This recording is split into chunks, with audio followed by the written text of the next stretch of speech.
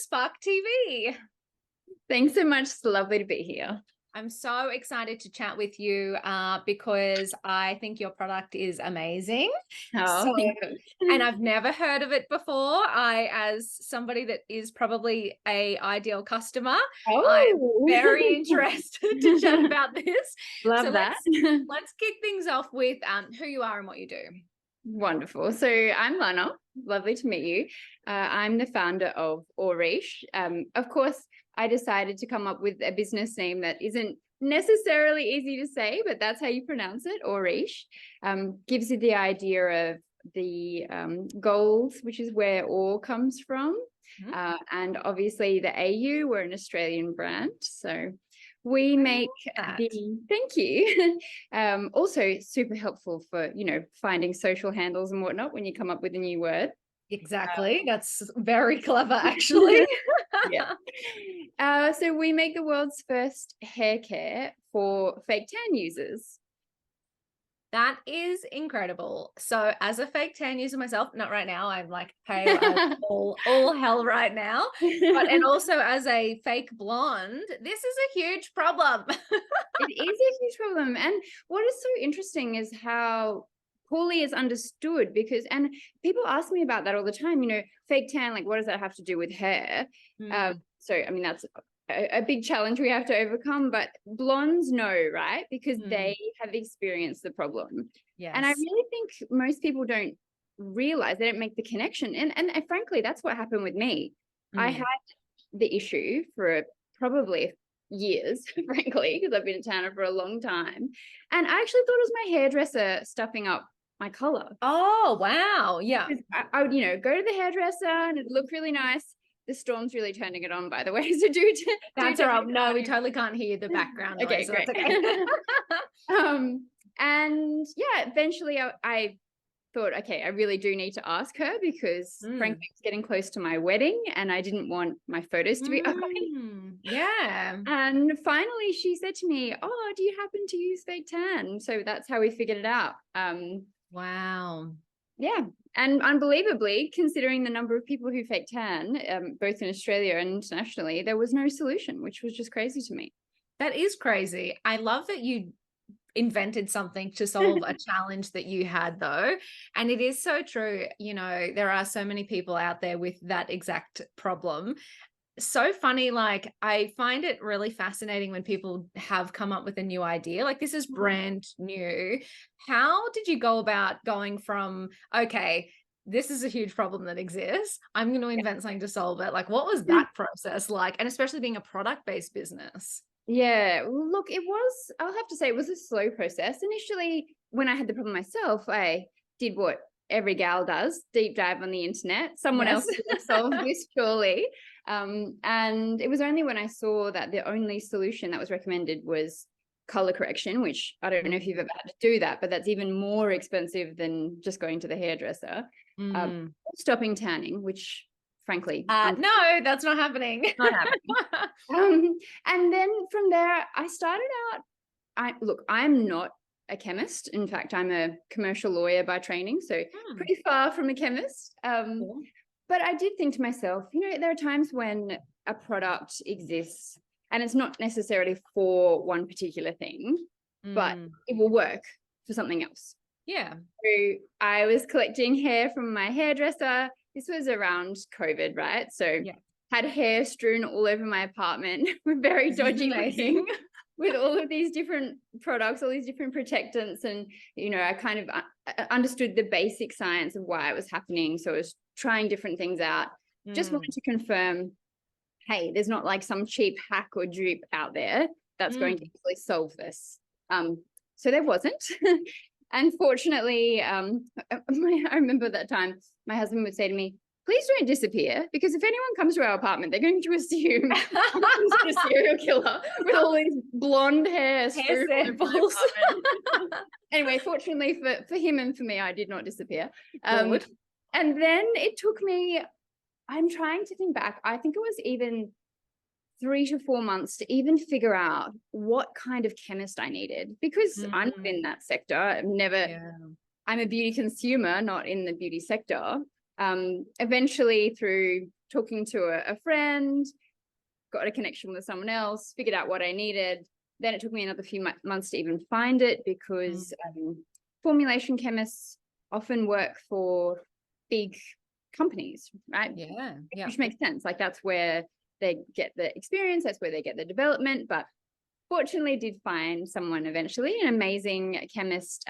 She's based in Sydney and was willing to work with me on this. And it's funny, you know, she's such a believer in the product now, but they did admit that when I first came to them, they were so dubious about the issue. So my chemist is of like South Asian descent, so wasn't tanning. Now I've got her into tanning, so so good. Convert everybody. I love it. Like, totally. You can have the problems, and then you need to buy my product. Exactly. And yeah, it was actually really challenging from a scientific perspective to solve the issue. So tan is just one of those really insidious things. As soon as it touches the hair, it starts developing, and skin keeps transferring the tan onto the hair, you know, particularly through the hairline. So it took us 2 years to develop the formulas. Wow, that's crazy. I mean, we did have COVID in there, right? So, you know, lockdowns, not being able to go to the lab, and with developing new formulas, there's a lot of testing that needs to be done to make sure the product shelf stable, the product is safe, all of those sorts of things. So yeah, a fairly long journey, even just to get to the point of being happy with the formulas and their effectiveness. But that was probably about 18 months ago. And then it took another 18 months to wait for all my raw materials to arrive. Wow. Again, a little bit supply chain on the back of COVID, but also just being a small player. That's what it's like in this sector. You know, if I was making, you know, 1 million units, wouldn't have been a problem. Yes. Yeah, it's really interesting. I remember, so 2020, I started an e-commerce brand, and of course one of the products was hand sanitizer.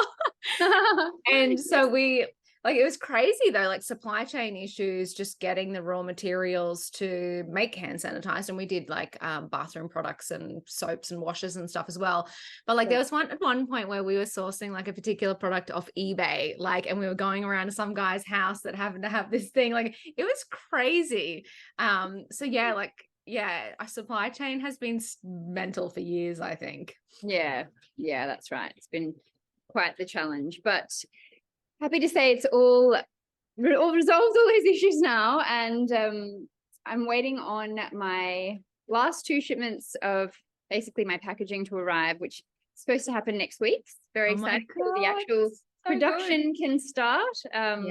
Yeah, super exciting. A long journey to get here, but I suppose now the fun begins, because absolutely, it's like you've just done this lot of hard work. It's like now the other hard work starts. Exactly. Will you be selling through e-commerce or hair salons or retail, or what's your plan?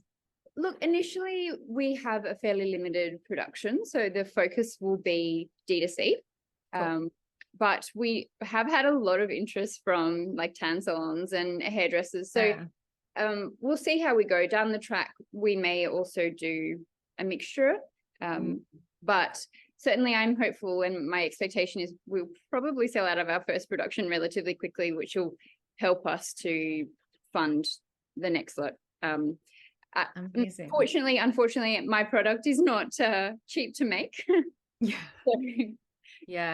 And that's, well, I mean, that's interesting because it's very specialized though. So you'd kind of think you've got a couple of things like working against you a little bit, like it's super specialized and you're doing smaller quantities. So the first batch is such a challenge. It is. Yeah, it is. But it'd be interesting to see the level of interest. I mean, certainly it's interesting to people because, well, first, I think some people don't necessarily understand that they need it. So I think there'll be a time when we have a few super users who will show how much better their hair is after adopting this in their routine if they're regular tanners. But I think the other thing is what's so interesting is actually discovered how many people tan. So 7 Yeah. million people tan regularly in Australia. Like, wow, really? that's crazy to me, but it's become more and more popular. And also thank you to the Barbie movie, which we're all blonde, Yeah. tan bombshells now. Of course. Exactly. Yeah, they've actually been able to track increases in sales in Pectan to the hype and then the release of the film. Wow, that's incredible, isn't it? Yeah. Well, you can ride that wave, I am sure. Now, you mentioned that you have a corporate law background. So talk to me about that, because, you know, corporate law to shampoo empire is a big gap. Yeah, it is. What's your background? Yeah, so I started my career actually as a diplomat. So worked for climate change. Back in that time, part of DFAT was moved into that division, and I was working on international climate change negotiations for a few years, then decided to go into private practice because law was my background. So been a litigator, commercial litigator for 10 years. And frankly, I love it. I love the law, and it's an unbelievable opportunity to, I think, challenge myself intellectually. But I think I just got to the point in my career, I really had a choice. So I was on basically partnership track at top tier firm, and had this idea and really had to choose. So whether or not, because when you're a partner, you're building a business. That's the same thing, and it's very demanding. It's a very demanding job in terms of hours and whatnot. So chose to pursue the business, give it a try, and I still work full time as a lawyer, but in an in-house role. And the amazing thing about that is it's still a very demanding job, but the hours are more predictable. So and kind of plan around it a little bit. Yeah, exactly. And sorry, go on. I was just going to say that was going to be one of my questions to you, like how you actually balance the two, because it's a very common story when people are starting out in business. Like, I was the same. I worked for Telstra for a decade, and for the first few years of my business journey, I would sneak off at lunchtime and do things, and to try and balance the two. So super interested to hear how you do balance building the business and having a full-time job, and what demands that puts on you. Yeah, look, I'll admit it isn't easy. I recently went on a little holiday with my sisters, which was lovely, but I realized though when I was planning for that, it was just a short trip, that I'd had one day off this year. Wow. Oh my God. Between both jobs. So yeah, usually just work my day job and then do Auriche stuff in the evenings, and then every weekend, of course. And also where I work, we're allowed to purchase leave. So I purchase leave. Oh, that's cool. Yeah. So I can use that, because obviously sometimes there are things I need to do in business hours. So, going to conferences or going to meet suppliers or whatever. So, it's very conducive to that. But look, it is demanding. And I've had to make choices about other things in my life and what else I pursue. I keep thinking it will become less work, but I guess I'm realizing it'll just be different. Yes, maybe. It is funny. I often hear that, like, it's just the bigger you get from a business point of view, the challenges just change. So rather than ever getting to a point where you're like, sitting on the beach drinking cocktails, I'm done. It's like, oh, now there's the next goal, or there's the next retailer, or there's the next this or the next that. So yeah, absolutely. I mean, I probably work the same hours I did in private practice. So I mean, it's not necessarily something I boast about, but realistically, it was not unusual for me to do 100 or 120 hours a week in that. Wow. Yeah. So now I still do that. I just do. But now you're building something for yourself. Exactly. So, you've got kind of the cash flow coming in, but you're also building business. Yeah. Yeah. And because you're in this business, like you do feel differently about it. Like, yes, it is still demanding and you have to be able to look after yourself, but I never feel like I have to push myself to do it. I'm always really excited to do it. And I don't know, it's just that maybe the level of autonomy, it's only you asking yourself to do it. So I know it is. I feel the same way. And it's like, and I guess, so I don't have a family. Oh, excuse me. I've got a partner, obviously, but don't have kids. So I kind of feel a little bit spoiled in the sense that I can work whenever I want to work. But I do feel the same way. So ever since I had a full-time job and then was running the business on the side, like, I would love I'd have a brilliant idea, and then you're sitting in bed on the laptop doing the things, and now I've got 2 businesses, so it's almost like having 2 full-time jobs. Exactly. But it's super interesting because so even, and look, I go through phases. I've been in business for over a decade now, and I go through phases of falling in and out of love with it, depending on the day of the week. Fair enough. And like last night, I'm launching this new feature, and just sitting on the couch, we were watching The Block, and I was on the laptop just researching, and I was like, I'm so excited about it. I'm learning new things. I get to, serve my audience in this new way. And you get so energized, and it doesn't matter that it's 10 o'clock at night or you've already worked 12 hours or whatever it is. Yeah, completely agree. Do you have strategies that you use to make sure that you don't burn out? Yes, well, that may be something I need to work on. Me too. I'm very naturally energetic, so I think it's always a bit of a risk for me. But I'm very dedicated to my routine, so I exercise every morning. So like without fail, I won't sacrifice that. I love exercising, but it's also such an investment, obviously, in health. But for me, it's the mental space it gives me. Same, So as a business owner, you never not, if you're not occupied fully in something else, you're thinking about it, right? Oh yeah, it doesn't stop. That's right. So for me, the gym is like the one place where I just can switch off and focus on what I'm doing. And I also have probably reveal how old I am, but more than 20 years have been a regular meditator, and that's so critical to be able to disconnect in that way, even if it's short stints.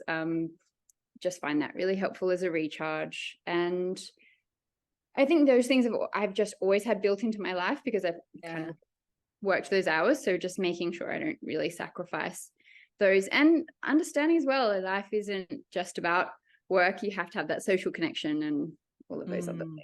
So yeah, and it is interesting. I think sometimes we try and over engineer what self-care and taking time for us needs to look like, and you have to get up at 5 a.m. and you have to journal and you have to do this, and I'm that's it. Sometimes it's just these are the 1, 2, or 3 things that I know works super well for me, and they're just my non-negotiables, and it can be that simple. Yeah, absolutely. I love that. Well, I feel like we could talk all day, but so reflecting on the product business journey, would there be a piece of advice if you were talking to a woman in business who had an idea and was just starting out? Would there be some advice that you'd give her in terms of that process of actually bringing a brand new product to life? Yeah, look, I think so. The consumer expectation these days around investment in a brand is so big. And with my concept, I was really reticent to reveal it to the world because it's innovative, right? I think, look, I did what I did, but there is a lot of benefit, I think, to building in public, but also building along with a really core group of people who are dedicated to the concept. I'm so lucky. I have a lot of siblings. I have 4 sisters, and oh wow, they happen to span the exact age range of my consumers and some amazing friends. So they have done that for me. They've been that built in. And look, I don't know if you have sisters, they're brutal. They'll tell you the truth. Yes. I'm going to sugarcoat it. But also very caring and lovely and full of ideas and what have you. So I think if you don't already have that circle, it's so important because it also can be really isolating. Yeah. But the whole journey. So yeah, there's a lot of advice in that, but definitely consider finding that kind of focus group, whatever that looks like. And it can be scrappy. But yeah, that's probably my key piece of advice. I do love that because I think people are actually really excited to help, Yes, super excited to give feedback, to try things like that. It's like, especially I find so non-business owners, so people who might never kind of take the leap, it kind of gives them a little window into how what growing a business and all of that kind of stuff. So I kind of feel like you're actually fulfilling a little bit of their, wild fantasy as well. So I just find they're so helpful and so willing to offer time. And you know what, like buying them a round of cocktails and doing a little focus group, like who doesn't want to be part of that? Absolutely. Completely agree. That's so good. I love it. Well, that concludes our podcast chat. Thank you so much for spending the time with me and sharing your journey. I think we should be circling back though. So when this is available, I want to actually get back on another podcast and hear how it's all going. I guess the next challenge for you is marketing and getting it out there, and can't wait to see how that goes and how consumer reaction is. I'm a first customer, so this is all good. But no, amazing. I really appreciate your time and coming on and sharing your journey. Thank you for the opportunity.